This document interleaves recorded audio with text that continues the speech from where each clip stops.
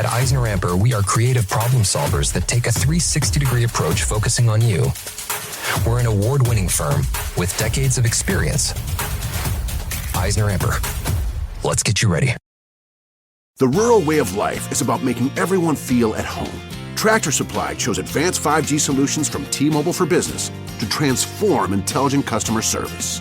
Together, we put the power of AI to work across 2,200 stores, keeping things running seamlessly inside, curbside, and countryside. This is elevated customer experience. This is Tractor Supply with T-Mobile for Business. Take your business further at T-Mobile.com/now.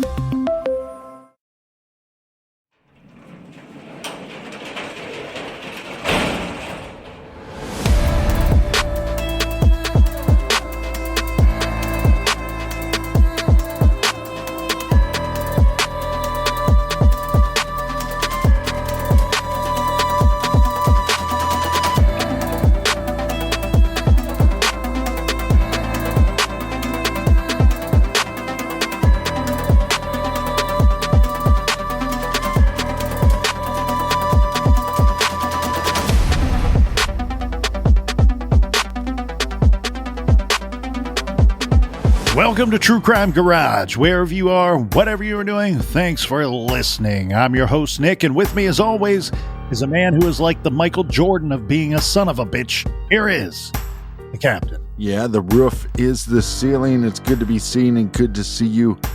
Thanks for listening. Thanks for telling a friend. Today, we got some more beer in the old garage fridge. We are drinking Lawn Mower Yard Lager by Churchill Brewing Company. Lawn Mower Yard Lager is delightfully crisp and refreshing. It's light-bodied, a little malty, and very crushable. Garage grade 3.5 bottle caps out of 5. And let's give some thanks and praise to our good garage friends. First up, a big shout out to Christy Hofdahl in Vancouver, Washington. And a big time We Like Your Jib goes out to Justin from Castle Rock, Colorado. Here's a cheers to April C. in Ramsey, Minnesota. I purposely let you have this one because you came up with this nickname. So the shout out is to Jessica and Captain Big Dick, somebody we met at a crime con, and they're from Clayton, North Carolina. Jessica and Captain Big Dick from Clayton, North Carolina. And raise your glasses in the air to Jessica and Captain Big Dick in Clayton, North Carolina. And last but certainly not least, here's one close to the garage. We got a cheers to Dominic in Columbus, Ohio.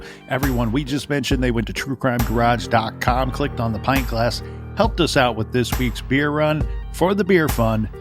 And for that, we thank you. Yeah, BWRUN Beer Run.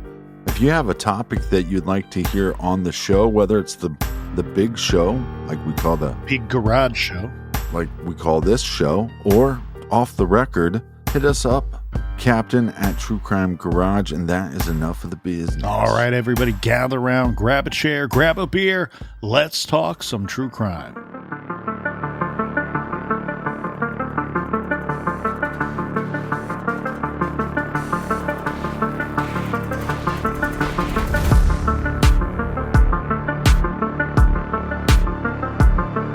Where we left off here, Captain, was the police talking and speaking with Walter Zembic back in 1985, giving conflicting statements to different investigators, conflicting statements about his whereabouts of the night in question to different law enforcement agencies. However, what we do know is that police moved on from Walter Zembic after he passed a lie detector test back in 1985.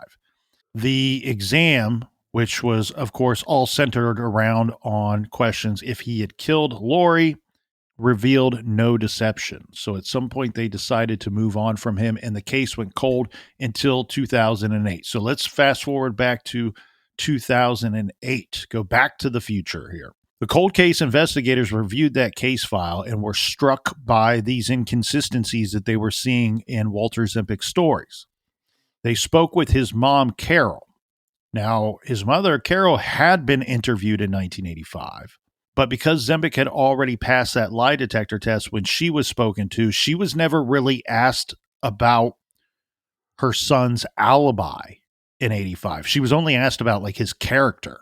Now, In 2008, she tells the cold case investigators the following, that on the evening that Lori Ann Hill disappeared, Zempic had left their home to go find her, stating that later that evening, Hill called the house 3 times looking for Walter Zempic. The first call was early in the evening. We're not getting exact times on some of this, Captain, to keep in mind she's being asked these questions 23 years after the fact. So during this first call, Carol answers the phone. She says that she was surprised. She thought that her son was already with Lori Hill. So she was surprised that Lori was calling and looking for her son.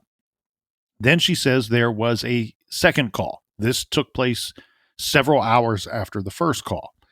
And this is the one that it sounds like investigators believe that this is the call that most likely came from Mr. G's Pizza. And this is because Carol, when she's talking to the police, she says, look, I remember it being very noisy in the background.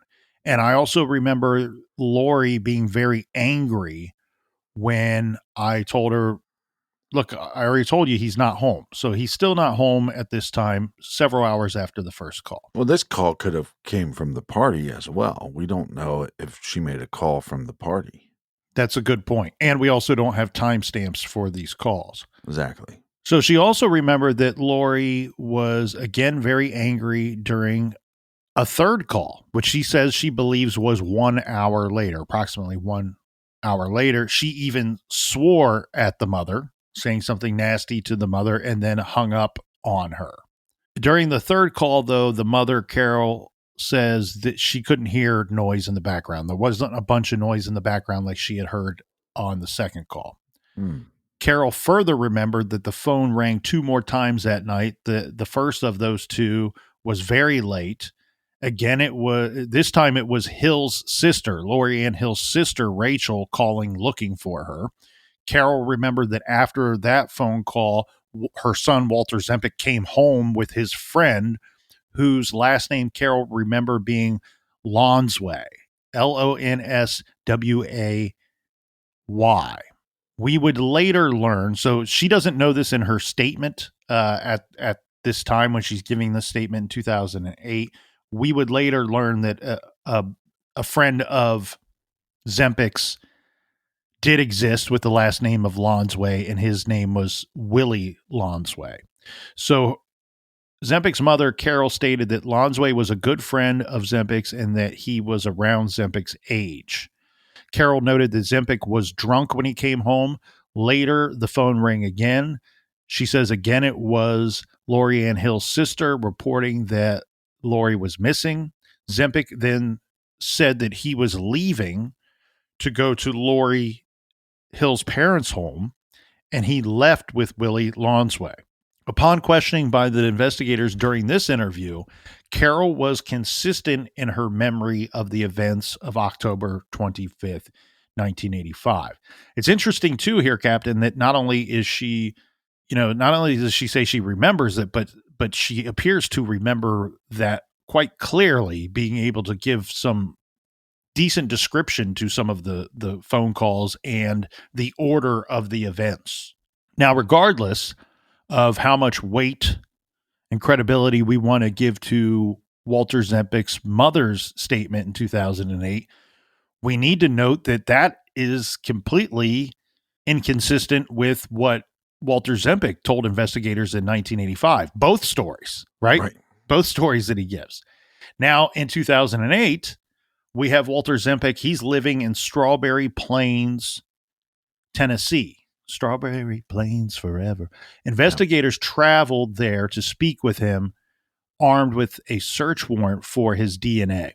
In the interview, he admitted he had lied to both the Lucas County and Fulton County authorities back in 1985, but he said he couldn't remember why he lied to them. But he did deny being with Willie Lonsway at all. Yeah, so this is December 30th, 2008, and we do have the transcript from that. We'll read through a brief portion of it here. This is the part of the 2008 interview where the detectives are confronting him about his statements that he gave in 1985. So the first question is, okay, I'm going to ask you this again now. You gave two different statements to two different police officers, and both of them we know were lies because you weren't home that night. Your mom said you weren't home. Lori called your house, and if Lori called looking for you, that means you weren't home.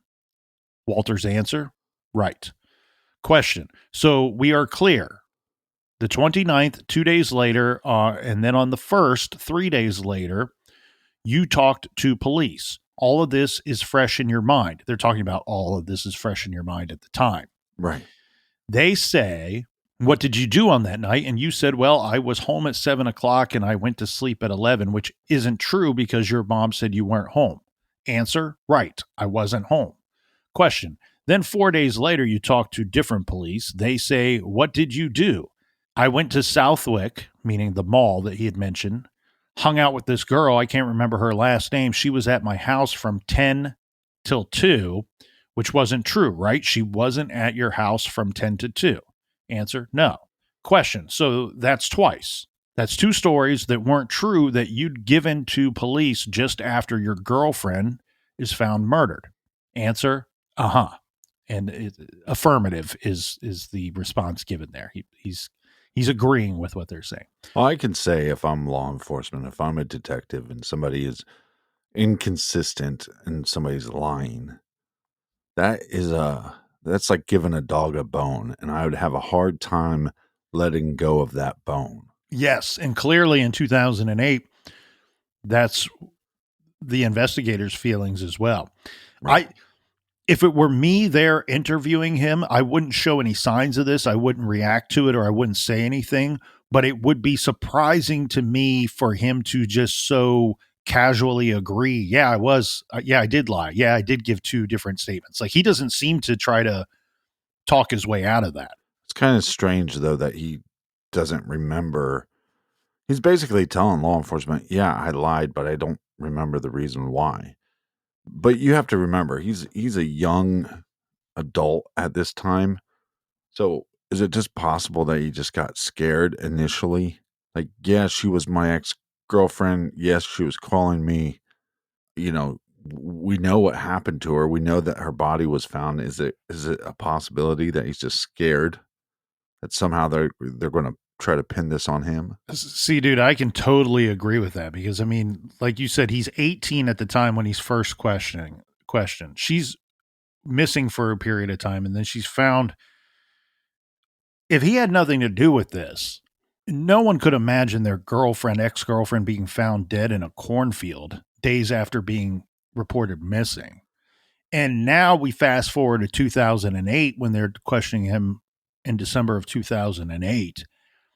And it's over 20 years later. And I think that, anybody that looks back, given a long enough timeline, I think anybody that looks back to their teen years and even when they're 18, as was Walter at the time of this horrible event, I think it's almost all of us can say that thing was really dumb. Why did I do that? I don't even know why I would do that. Yeah. Like, you know what I mean? Like you can't even reconcile with why you would have behaved a certain way or said something in the moment back then. I think of times where I lied to get out of being busted for something or kind of squirmed or weaseled my way out of or into something. And I kind of look back and I go, why wasn't I just honest in the moment? Like, yeah. Or sometimes the lie that you come up with is worse than just telling the truth, gets you into more trouble. But what are your thoughts on the statements from his mother? Is there anything that jumps out to you? Well, I wish that I wasn't armed with all the information that I am fully aware of now, right? To give you what my reaction would be to that question without all the information. She's going to change her statement at some point. And so while it sounds to me, I think that if, regardless of her changing her statement and what the other statement is, I actually think that there's probably a lot of truth in this statement that she gives. She remembers it so clearly and so vividly, to the point of saying, hey, on this one call, I heard a whole bunch of noise in the background. And on this other call, I didn't hear any noise in the background. Right. And those, sometimes people stretch a story and say too many words because they're trying to make up for something. They're trying to cover their tracks. They're trying to sell you a lie. And other times there are details in a story or explanation that simply because they're true, they're factual information, or at least they believe them to be true. And so I think that there's probably a lot of truth in this statement. I wouldn't boil it down to that she remembers correctly 23 years later exactly how many phone calls she received. We know that she's unable to provide a time other than vaguely. This one was early in the evening. This one was a couple hours later. She does recall speaking to the sister at some point, that the sister calls because Lori's missing. I think she's got the details right. The timing's a little off, but what's the most important part of her story is Walter Zempic is not home during the times that he, in both of his statements, even though they're different, they both end up with him being home Right. at 10 o'clock. And that is when everything is in question, because regardless if you believe the Bettingers' sighting of the 3 kids in the middle of the county road on their way home, we have confirmed sightings by several people that Lori Hill was alive and well, using the phone at the pizza joint, offered more than one ride by 2 different credible people. Eyewitnesses seeing her walking. It's that 10 p.m. time marker and everything after that is in question. And he, in both of his versions of his alibis for that night, he puts himself at home at 10. His mom asked in 2008, he's not home at 10 o'clock in her story. Yeah, but here's what sticks out to me. And I think one of the things with, a tragic event is sometimes you have to try to make sense of crazy.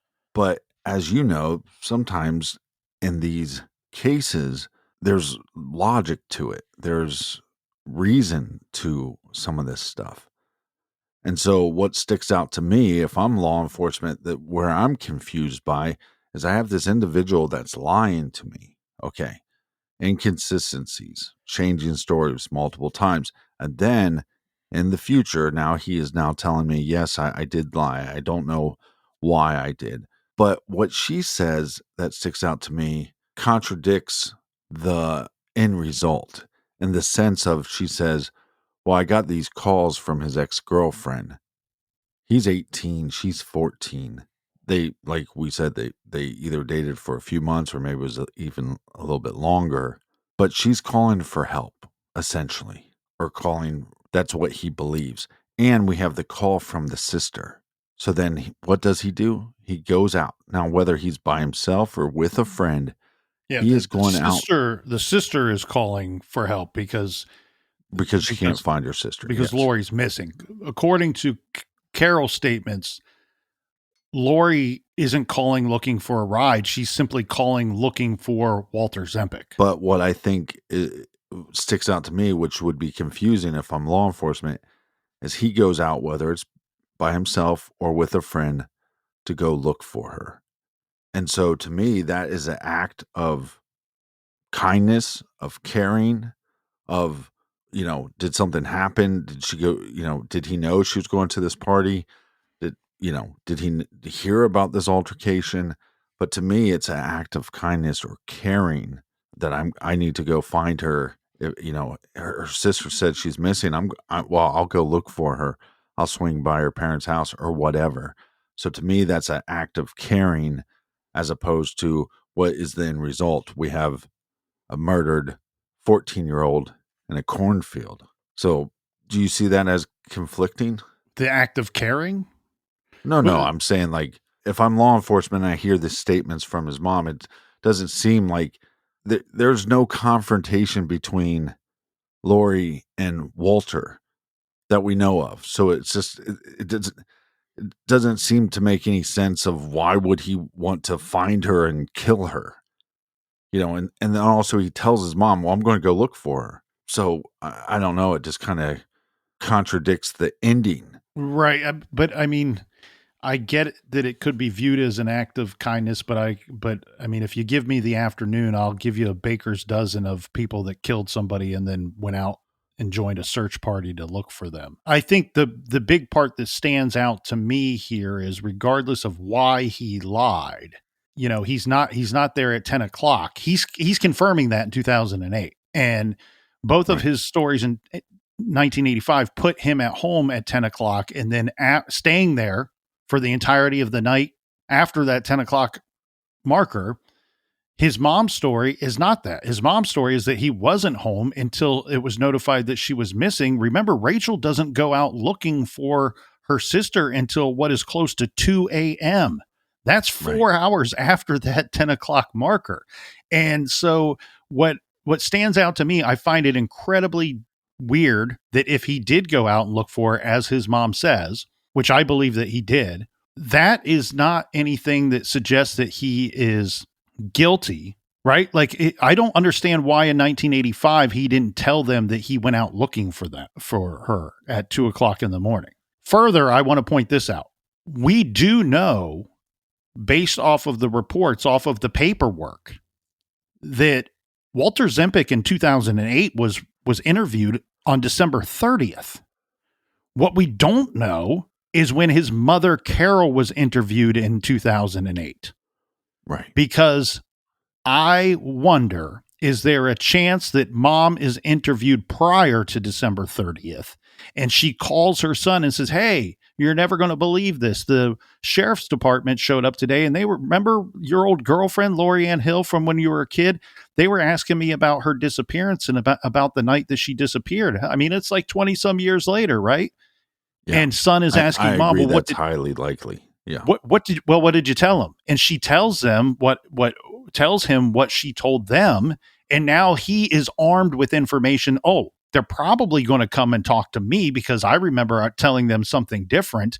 And he's got some time to sort out, well, do I try to talk my way out of it, or do I just admit, yeah, I told you guys a story. I fed you a story back then, and I don't remember why, or I don't know why. Yeah, that's weird to me. That sticks out to me. Why couldn't you remember why you lied? What was it? Question number 4 that I went through. They get him to confirm that, right? He says, they say so twice. That's 2 stories that weren't true that you gave to police after your girlfriend is found murdered. He answers, which is according to the paperwork, is an affirmative response. And then they go on to ask him, so how can anybody not want an explanation for that? So that's why we came to you, to give you a chance to explain that to us. His answer is, look, I don't know what to say to you. I mean, I don't question. And then the next morning you told the Hill family that you got in a bar fight that night. Answer, affirmative response. Question. And then your mother, he cuts them off. Answer, I don't necessarily remember that either, but I mean, then the interview's cutting him off, but your mother told, he cuts them off. Answer, this was 20 some years ago. So part of his story to Lori Ann Hill's family is that he was in a bar fight sometime that night, which seems to be news to everybody else as well, right? Like they weren't armed with that information in 1985. That wasn't part of his story in 1985. So as you hear, from this transcript that we went through, Walter Zempic really had no explanation for the inconsistencies. He didn't even really try to explain them. And then after this 2008 interview, he spoke with both his mother and with Sandy. Remember the girl that he said he had brought home that night. So when investigators then returned to talk to his mother, Carol, all of a sudden she's less certain about her story, according to the investigators. And they say it was clear that she had spoken with Walter Zempic since she had been interviewed by the officers several days before, and that Zempic told her that Sandy was in his bedroom on the night that Lori Hill had been killed. And she also affirmed that Willie Lonsway was the boy who was with Walter Zempic that night. So now she remembers the first name. These detectives, they do track down this Sandy girl. She had never been interviewed up to this point. She does tell investigators that she remembers dating Walter Zempic for maybe a month, this back in 1985. They did meet at the Southwick Mall in the fall of 1985, but she said she did not go back to his apartment on that first night that they met, and she certainly never remembers sneaking in through a bedroom window. She recalled that their first phone conversation was where he told her that his ex-girlfriend had been killed, and he said it happened the night that they met and that she was his alibi.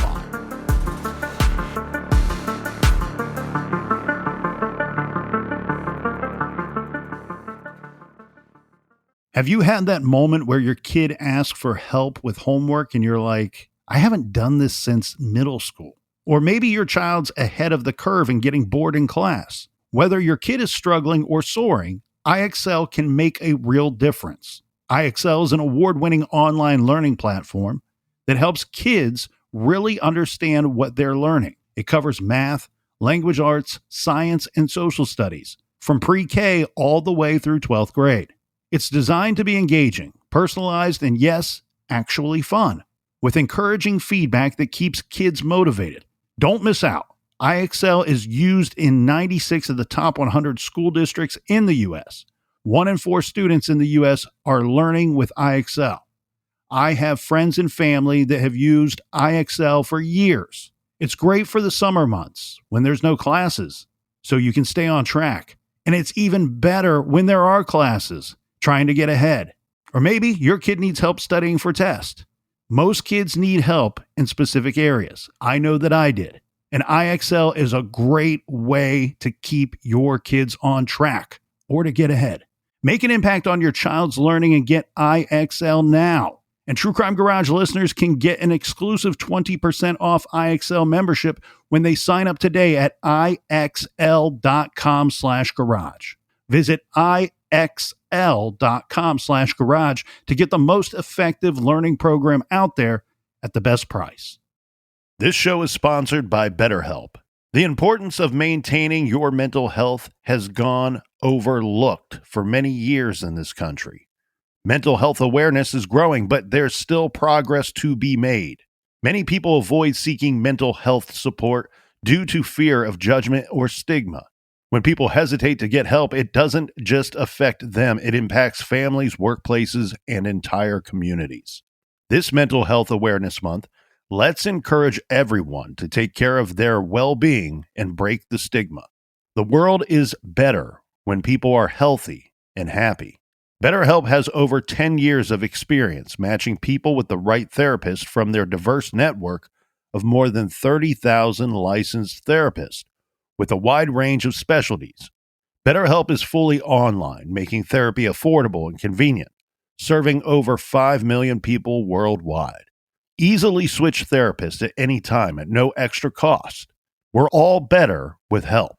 Visit BetterHelp.com/garage to get 10% off your first month. That's BetterHelp, HELP.com/garage.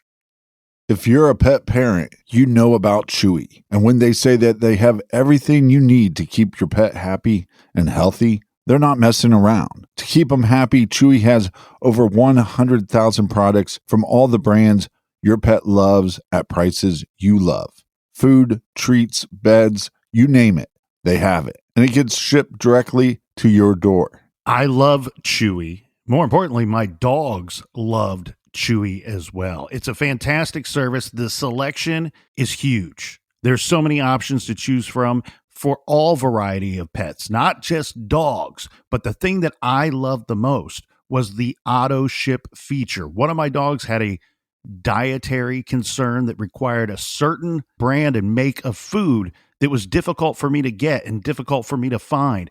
The Chewy auto ship saved me countless hours of driving to hunt down the food that my dog needed.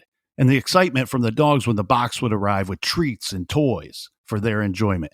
Chewy has everything you need to keep your pet happy and healthy. And right now you can save $20 on your first order and get free shipping by going to Chewy.com. That's Chewy.com to save $20 on your first order with free shipping.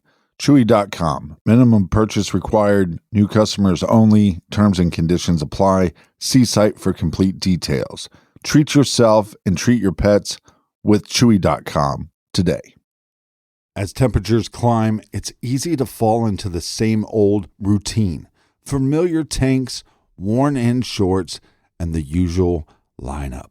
Quince offers an effortless upgrade. Elevated, easy pieces that instantly refine the everyday uniform without the extra effort. Like 100% European linen shorts and dresses from $30, luxe swimwear, Italian leather platform sandals, and so much more. The best part, everything with Quince is priced 50 to 80% less than what you'll find at similar brands. By working directly with top artisans and cutting out the middleman, Quince gives you luxury without the markup. And Quince only works with factories that use safe, ethical, and responsible manufacturing practices and premium fabrics and finishes. I absolutely love Quince. And my new favorite, European linen shorts. Super comfortable and super stylish. And you know when you're getting compliments from people saying, "Hey, Captain, you look well put together." And when you look good, you feel good. So treat yourself. What I also love about Quince is the quality. Top-notch quality at a great price. Like I said, 50 to 80% less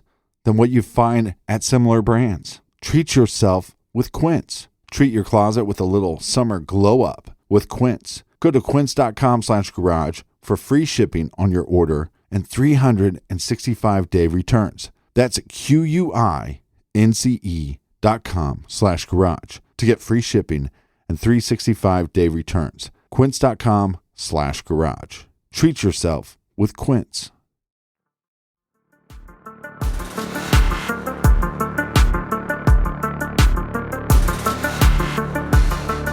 All right, we are back. Thanks for joining us here in the garage.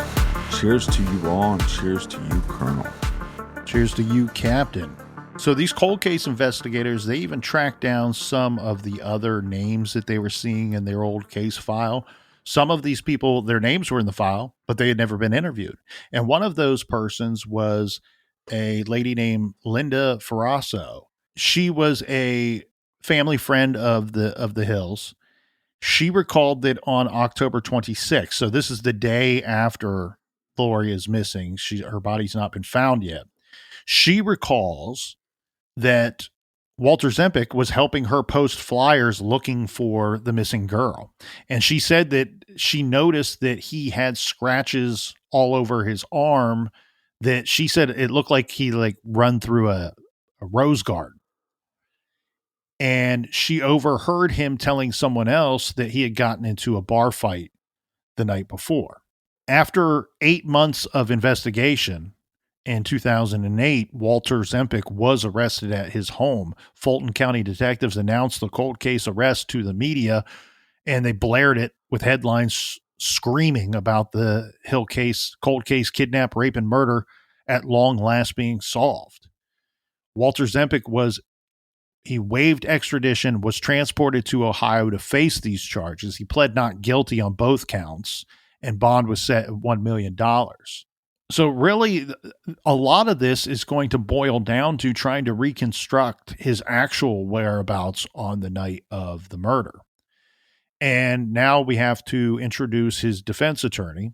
He had two defense attorneys. This is a father-daughter duo here, lawyers Greg and Amber Van Gunten.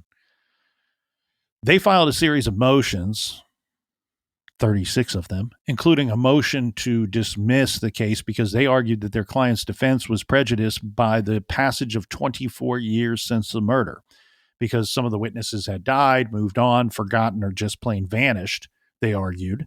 And the physical evidence had either been used up or stored improperly because it was revealed that the physical evidence was misplaced. So testing that could have the result in the exoneration of their client, Walter Zempic, would be impossible, right? There's not this physical evidence still existing today while we're waiting on a court date that there's a chance this could exonerate our client. So in short, what they're saying is the delay in bringing Walter Zempic and the delay in charging him with this for 20 some years was reasons for why he couldn't put up a great defense. At the motion to dismiss the hearing altogether, his mother, Carol, testified that she received only one phone call the night that Lori went missing. She said that she did not recall Willie Lonsway being with her son Walter at all that night. This was totally different from what she said in her interview in 2008. The prosecution filed 39 motions of its own, arguing that the delayed prosecution wasn't just a matter of negligent failure to prosecute back in 1985, but that actual new evidence was discovered. And that new evidence, of course, being all of these inconsistencies in Zempic's statements and his mother with her flip-flopping stories that she's now giving to police. Well, this family is known for flip-flopping on their stories. They're a family of flippers and a family of floppers. Floppers, yeah. You'd think they'd be able to test something to either try to link him to the crime or, possibly just go, well, we ran the test and we didn't find his DNA, but that doesn't mean that he wasn't the killer. Well, I mean, so they had the test back then. They had the results back then, but of course, what those results, are they even comparable to something that you would be able to come up with in 2009? Right. And then furthermore, the whatever physical evidence once existed, nobody can get their hands on it anymore because it was misplaced or destroyed or what have you. So, people that don't do these things, that aren't involved in these things, they don't have a great understanding of how important the chain of custody of physical evidence is in all of these cases. And if you slip up, if there's one misstep on the chain of custody, on someone lawfully and correctly storing evidence, then it's all tainted, right? It's tainted whether it was tainted at all, because you can argue that it was tainted. If it's unaccounted for any time, who's to say what the hell was going on with that physical evidence? And so because they don't have it, or it disappeared for a while, it's basically moot. It's no good. It's good for nothing. There was some physical evidence that did suggest that maybe Walter Zempic wasn't the killer. They did have so in 2009, with Walter Zempic facing trial, defense attorney Amber Van Gunten said in interviews with members of the media that there was no evidence against her client. In fact, the evidence exonerated her client, she claimed. She cited the lab report testing a pubic hair found on Lori that did not, N-O-T, not match Walter Zempic. She told NBC 24, quote, "I've never been more convinced in my 10 years of law practice that this man is innocent. He should be released from jail based on the evidence that has finally come forth," end quote. In another interview, she says, "This case is absolutely ridiculous. I don't understand why they are still pursuing charges at this time." So remember, they're trying to get this tossed out of court altogether. At the first go around, it does get tossed. The judge is like, yeah, there's not a whole lot going on here. There's not a whole lot of evidence. There's nothing really new. This is not a great idea to actually charge this guy and take him to trial. But that would ultimately get overturned by a higher court.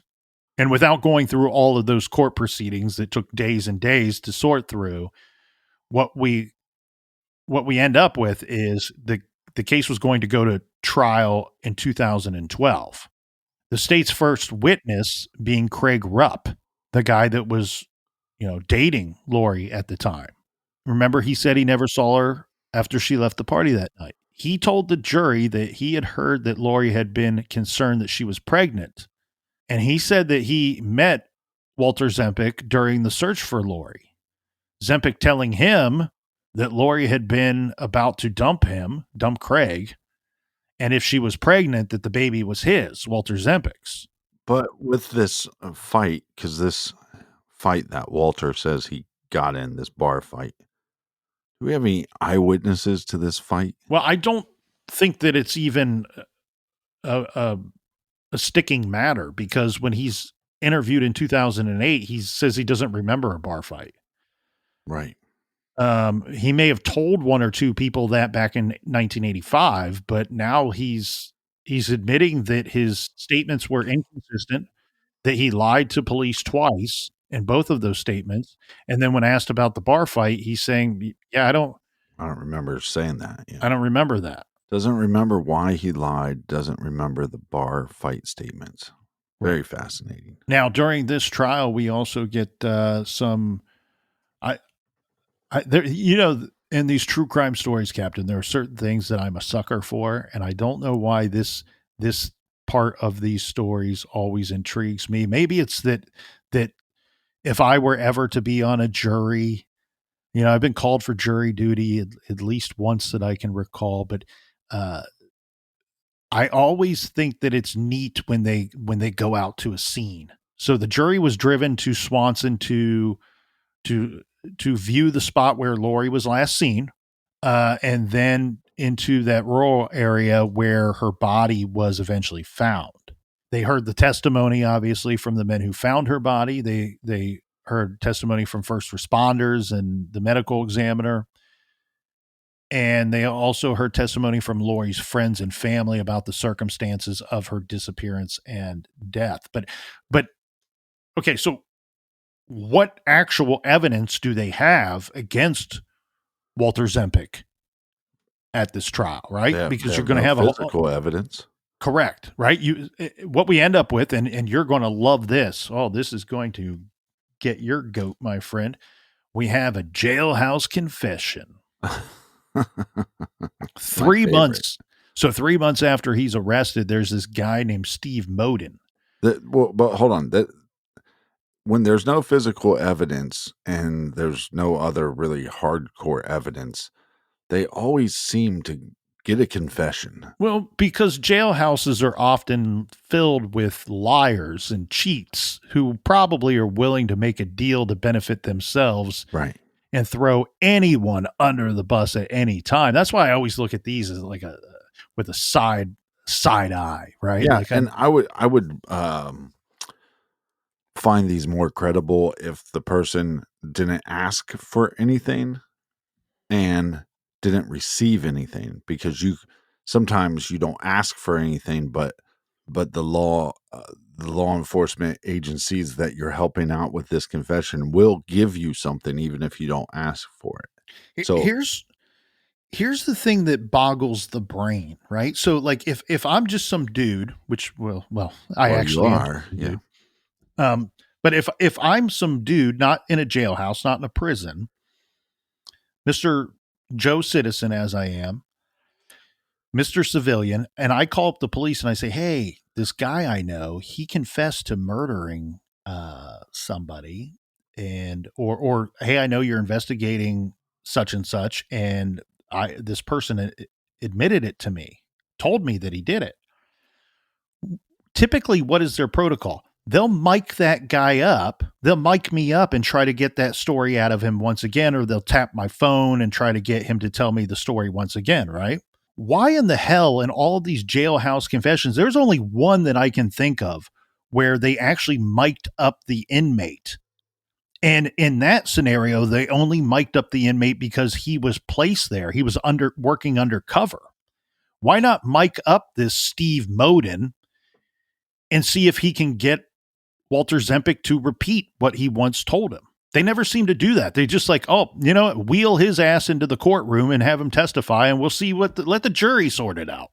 So he says that he tells police, he mailed a letter to the prosecutor. The prosecutor's name is Scott Hasselman. He mails the prosecutor a letter saying that, look, I'm a bit of a legal resource to some of these other inmates, a lot of the other persons waiting trial, or that they will seek me out for some legal advice. And I ended up talking with Walter Zempic while he was locked up before his trial. He admitted to me that he kicked and beat Lori to death because she wanted to break up with him, and he couldn't handle the rejection. And the Steve Moden guy goes on to say that Walter Zempic allegedly told him that he blacked out in a fog of rage while he was beating her. And that Zempic went on to tell him that he had several people helping him out by lying to cover up his crime, including a friend whose house he had walked to after dumping Lori's body in some brush. So you got this confession, supposed confession.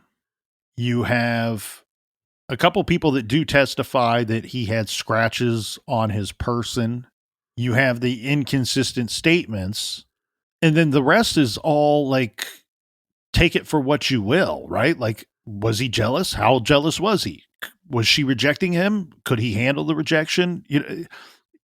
There's really no physical evidence. In fact, the physical evidence you do have, if that should even play a role in it, I don't know. Right? Because you're going to get the defense that, rightfully so, will continually point out that Walter Zempic's DNA was not a match to that hair that was found on Lori. So the only physical evidence is pointing away from the guy that's on trial. Well, and if you're his defense team, you want to hit that home over and over. Hey, we got physical evidence that points to somebody else, not my client. Walter Zempic did not testify at this trial. As you just correctly said here, his attorneys had effectively emphasized that there was zero physical evidence against their client. About 11 hours spread out over 3 days for the jury to conclude that they could not agree whether Walter Zempic II if he was guilty of murder. And so the judge had to declare this a mistrial in the case. The jury was sent home. However, Mr. Zempic, Walter Zempic, still remained charged with murder. He was free on bond, but must continue to stay in the state of Ohio on electronic home monitoring. This sucks. All right. Look, I know that there's a lot of people out there. The room is probably divided right now. Shout out to the people in the back. The room is probably divided on who believes this guy might be guilty, who thinks that he's getting railroaded here, regardless of the situation. Look, if he's guilty, we really don't care, but we don't know that. A big part of this too, for him, he's a business owner. He lives in a different state, and he's had to remain in Ohio for a very long time, years. But because this was a mistrial, not an acquittal, he was able to be retried. Now, what takes place here behind the scenes, Captain, is the prosecution, they are interviewing. This is like almost like a debriefing of the jury, right? They're interviewing the jury, asking them, what certain questions. And it was after talking with the hung jury, they decided that they were not going to further the case against him. So the prosecution dismissed the case without prejudice, meaning it could be refiled should additional evidence be found against Zempic. But 3 years of Walter Zempic's life had been spent as an accused murderer. 18 months of that had been spent in the state of Ohio. However, he was free to return to Tennessee at that time. And he says that due to the amount of time, he lost his business because of the accusations against him and his time away from the state of Tennessee. So I'm guessing law enforcement at this point just thought, okay, if we pursue, we don't have enough.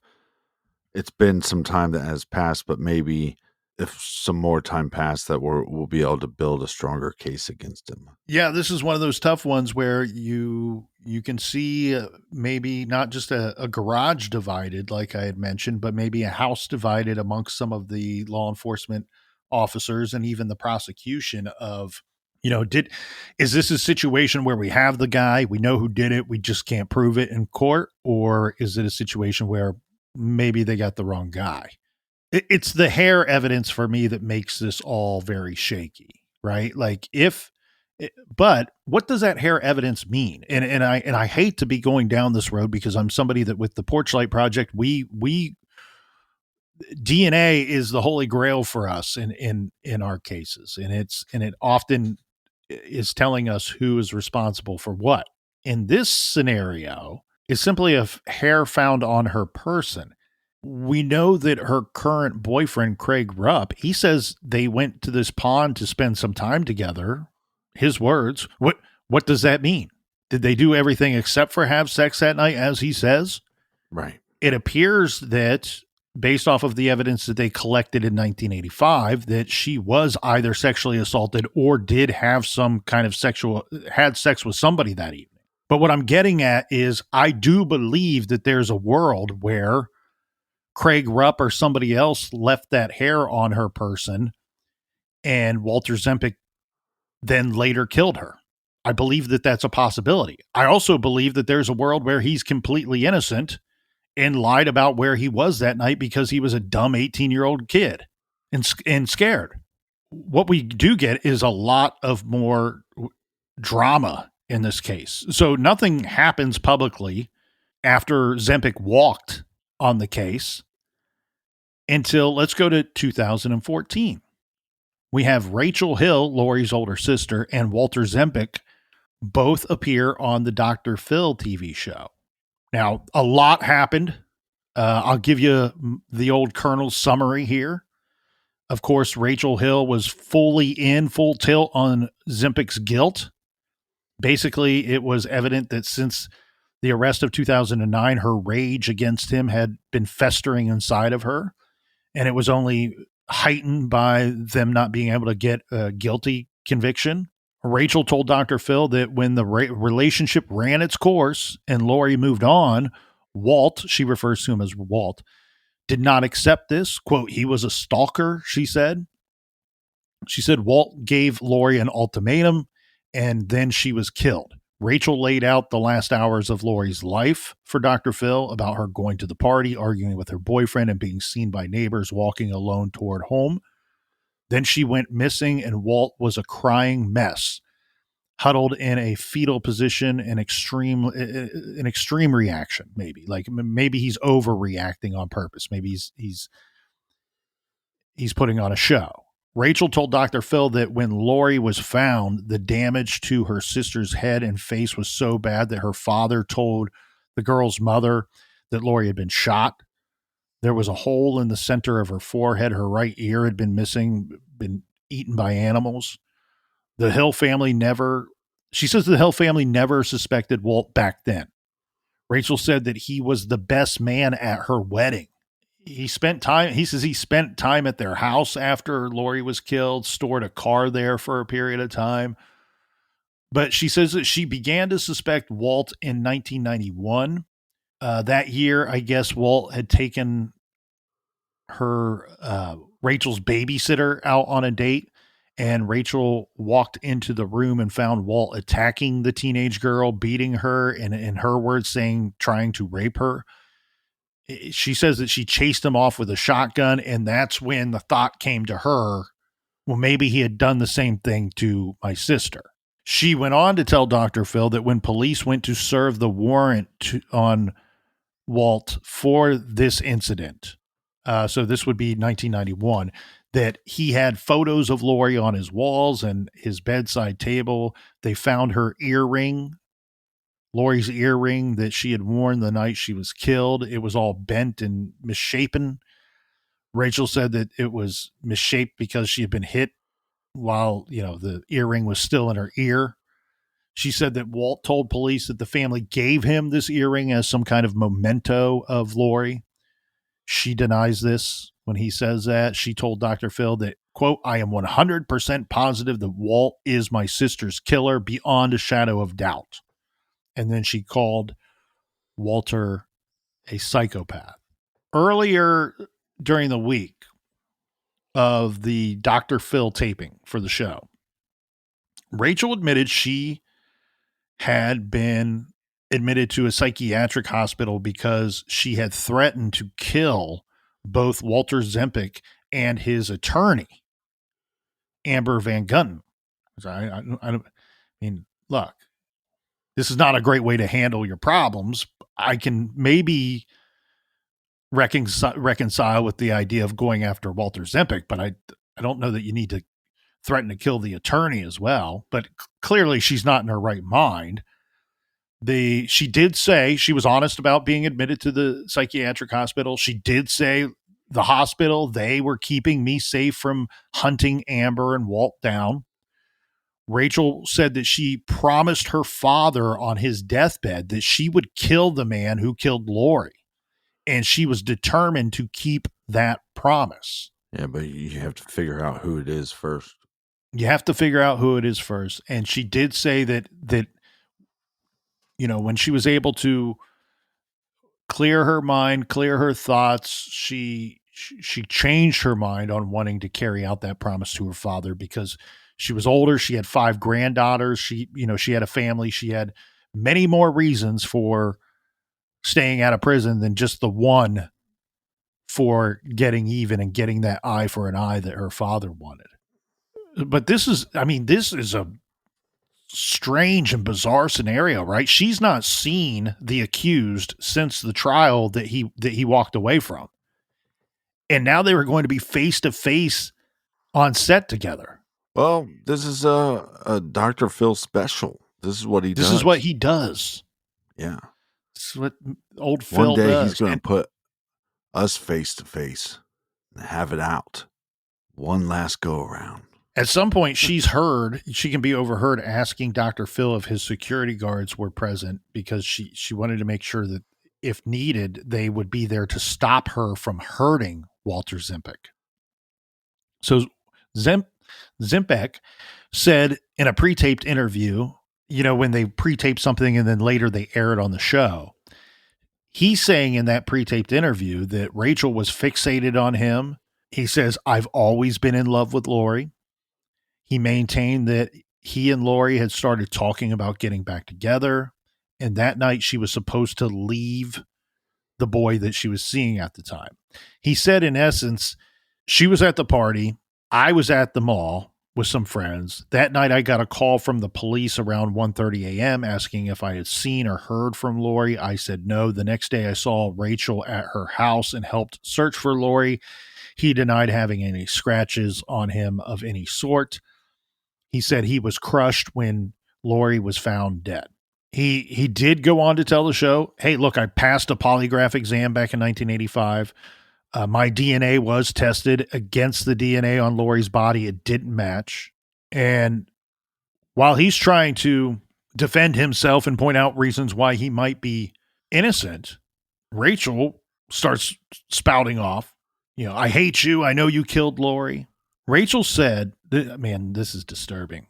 Rachel said that Lori, when she was attacked that night and killed, that Lori fought so hard her knuckles were broken.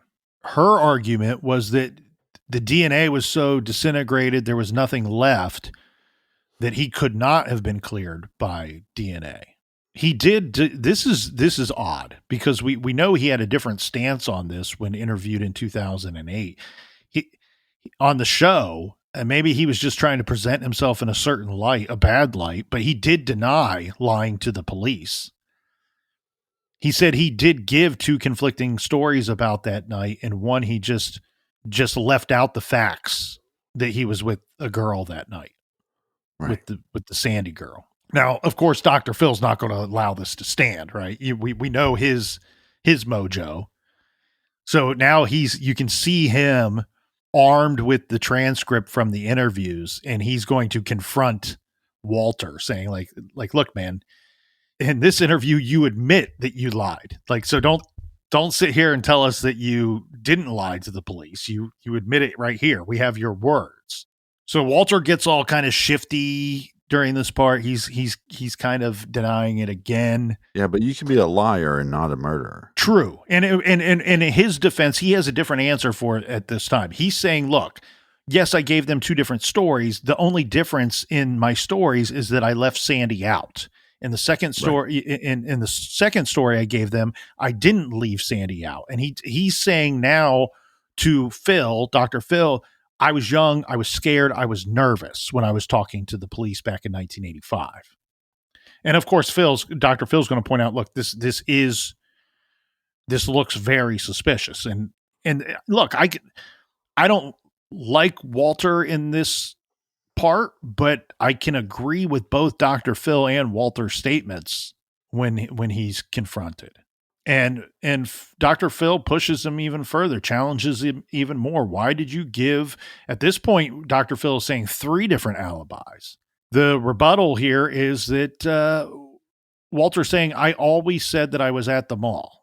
And he goes on to say that the things that remain true to this day, I always said that I was at the mall, number 1. And number 2, I always said I never saw Lori on the night that she died. Walter's attorney, Amber, then points out on the show to Dr. Phil that she speaks up and she raised a theory that has never been presented before in the case, saying that it was a ritualistic killer. She said that 2 sticks were found on Lori's stomach in the form of an upside down cross. I guess it's so out of left field here, Captain, that during the course of the Dr. Phil episode, that's not really further explored. Right. There's similarities to this case and the Delphi case, but when you find a victim in a wooded area or a field, there are sometimes these killers decide to, well, maybe I can conceal the body, and after starting that process, realize there's not enough material around or them, they get and spooked. Right, or a car drives by and they take off. It's like the first time that somebody brought up to me with Delphi, they go, they found some sticks on the girls in the form of a cross or a form of something. And I said, yeah, they were in the effing woods. It would be strange if they didn't find some sticks. Like, I mean, come on here, people. So I'm not going to go through the 1985 polygraph, but we do have the transcript of that. And Dr. Phil did as well. They brought on an expert, a polygraph expert, former FBI special agent, who reviewed the 1985 test that Walter passed. And, he passed that test. The expert said this would be a very, very difficult test for him to lie his way through and to pass. This would be it'd be very difficult to end up with these results with the way that the test was administered, with the questions that were asked, and for him to be deceptive, but not give off the result that he was being deceptive. So if you're scoring at home, put 1 in favor of Walter here. But there was a second Dr. Phil episode. Dr. Phil made Rachel Hill promise to put some stock in the polygraph results. In other words, He's saying, hey, we're going to do another episode here, but I want you to try to keep more of an open mind. And on this episode, it was very different. Walter said to Rachel, I feel sorry for you, and I feel sorry for your family. Rachel asked only 1 question.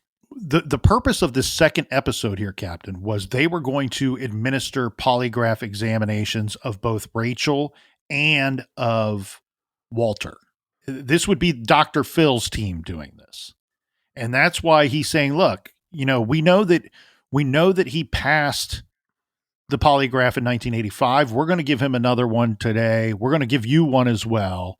And we want you to try to keep an open mind about the results that may come of this. So what were the results? Well, this is interesting because part of the questions for Rachel centers around that babysitter incident. Remember where she says, this is the light that went off after I saw him assaulting this teenage babysitter, that I wondered, did he do the same thing to my sister years ago? Right. And the examiner said that regarding that babysitter incident, Rachel's statements and answers were truthful. The results were truthful. Now, the flip of that is in regard to Walter Zembeck killing Lori and all the questions that were involved for him in this new updated polygraph, gets the same result. He says he didn't kill her, and the result is he's not being deceptive. Right. And in this moment, and I think, look, I mean, sometimes it takes a person to have walked in another person's shoes. And what I mean by that in this scenario is Rachel knew all along that this guy passed the 85 polygraph. But doesn't that polygraph mean a whole lot more when you know something to be true and you have to sit down and give your own, and then the results are in and they're saying, yeah, came back that you were telling the truth about this incident that this guy didn't want to admit to. In Zempik's test, he's only asked about if he killed Lori. He's only asked about questions pertaining to the night that Lori disappeared and about Lori's homicide. It comes back non-deceptive. He says he didn't do it, says he wasn't involved, non-deceptive. So in this scenario, Captain, Rachel seemed to immediately accept that the polygraph results were in fact accurate. She began crying. She was almost hysterical. She pleaded with Walter, asking him questions as she's crying. Why all the lies? Why all the different stories? He said he didn't even remember saying those things to police. He said he was a kid. She cried. He cried. Walter goes on to say on the show that he loved Rachel's family, that he loved the Hill family, saying, I would, quote, I would do anything for Lori. And then he approached Rachel and they hugged it out. And he says to her, let's go find the person who did this together. Yeah. Rachel acknowledged that she has to forgive him and that she has accepted that he didn't do it. But she said she hoped it was him, because if it wasn't him who had killed her sister, then it was a monster. And in back in 85 and in the moment that her poor sister knew that she was going to die. And it doesn't end there, because we fast forward 2 years later, the case was pretty much stone cold after the charges against Walter Zembik were dropped. It was stone cold up until the Dr. Phil drama. And then even after that, stone cold, at least as far as the public knows. So years go by, but in 2016, a man was arrested in Fulton County for the murder of another young woman, and a crime that seems eerily similar. And this arrest would revive Lori Ann Hill's homicide case, at least in the eyes of the public and especially in her family. The victim in that case was Sierra Jogan. The local man arrested for her murder was James Dean Worley. And after Worley's arrest, Rachel Hill spoke with NBC 24. She said that she believed when Zembik was arrested that he did in fact kill Lori, but now, after this new information, she believed that James Worley killed her sister Lori. Now, to be perfectly clear here, Captain, this seems to be more of a gut feeling type of thing rather than Rachel having any evidence of Worley's involvement or having killed her sister. This next part here is from NBC 24. It says, quote, Rachel believes it was Worley who killed her sister after she saw him at his first arraignment in Fulton County. She said the evil that oozed out of him and the bloodstained hands and the fact that he wrote with his left hand is what convinced her. Rachel said she was told years ago that her sister's killer was left-handed. Anyone who has any information about the murder of Lori Ann Hill, please contact the Toledo Police Department at 419-245-3142. And if you have any information about James Dean Worley, convicted murderer James Dean Worley, please call the Fulton County Sheriff's Office at 419-335-4010.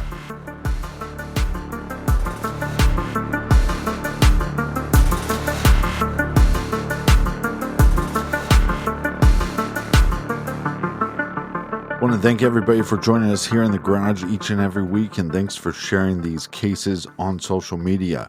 Colonel, do we have any recommended reading for the beautiful listeners? Absolutely, Captain. This week, this one was a one that I think is properly handpicked by yours truly, because we've been getting a few requests lately for Dayton, Ohio cases. So this is by a great historic true crime expert. It's one thing to cover these stories that happened 10, 20 years ago. It's one thing to cover these stories that are new, fresh in the news just a few months ago, like we did it a week or so back.